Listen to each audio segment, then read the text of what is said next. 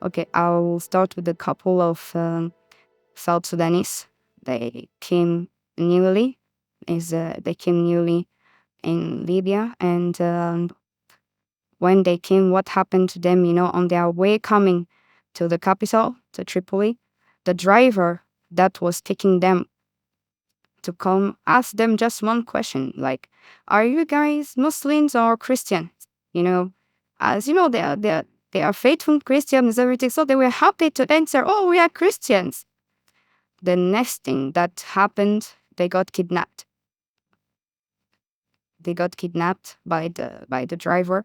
He called some militians, and the next thing that they started doing was beating them up, and they put a knife on the throat of the lady, and they were like telling the husband, "You need to renounce your faith.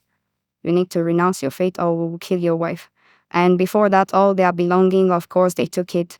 They took the ring of the man. They took everything, their money, everything they had. So it was like, you have to renounce to the faith, or we'll kill your wife.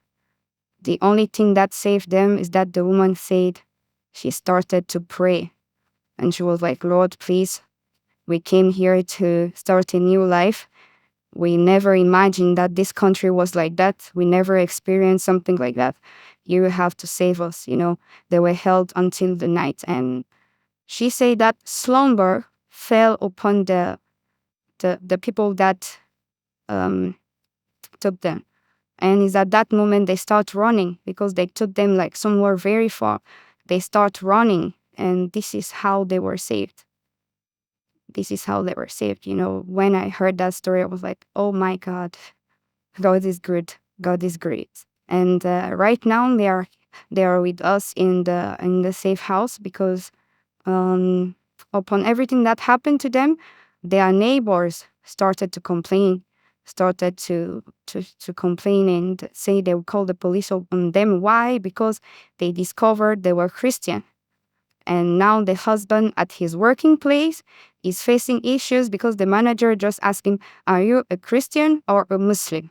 So when he said he was a Christian, the manager vowed to create all the trouble for him unless he give up the faith and becomes a Muslim.